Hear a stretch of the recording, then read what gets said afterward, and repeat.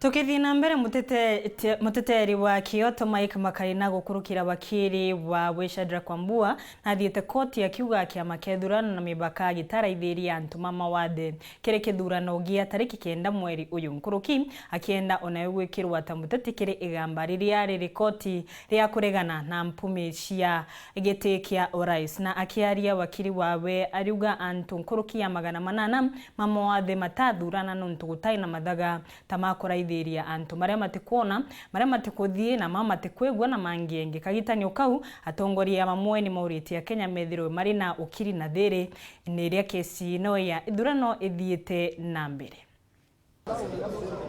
Muteteri wa Kyoto kia mwingi na urio rungamirite ANTU MAWATHE meru Makarina na thiete kotini ari bamwe na ANTU mangendeni ino mamena mawathe ni kuthitanga kiama ya ithurano na mibaka tayo IBC ni kurega kuraithiria ANTU MAWATHE kithurano ni gia tariki 9 mweri uyu. State. Now we have instructions from Makarina Michael Mutembei, who is the chairperson or in the leadership ranks of an organization called Inua Mlemavu Initiative. On the 9th day of August 2022, our client informs us that most of their members, firstly, were locked out of the very important exercise of voting in their president and their county representatives.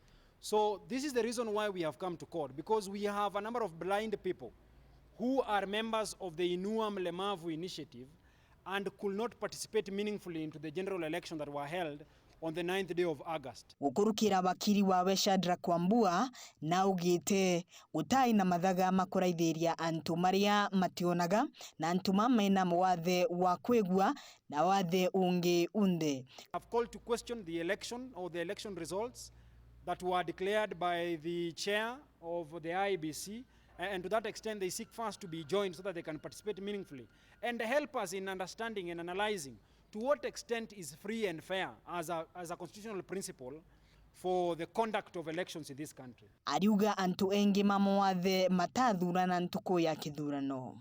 Na kuringa na wakiri Daschanomari, ANTU MAWATHE ni mathiete na mamauria ni mamarungamire nuntu IBC itamathikiria ona nyuma ya mokwithirwo makimaromba ni mamaririkane mieri 6 mbere ya kuthuranwa.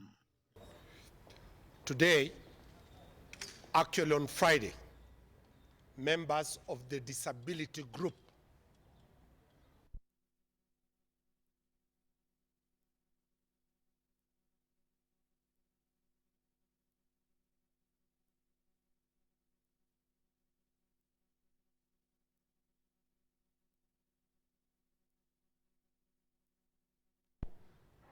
more than 200 of them on wheelchairs. Ne untu akuga nikyo gitumi kwina thina kirigiti kia urais kiri gukinya gicunci kia 50 gwitia. These are Kenyans, and we've raised the constitutional requirement that the winner must get 50 plus 1 vote. That plus 1 vote could be the vote of the disability. Could the outcome be different if they were allowed to vote? Definitely, the outcome will not be what we have today. The petitioners filed a total of 9 petitions.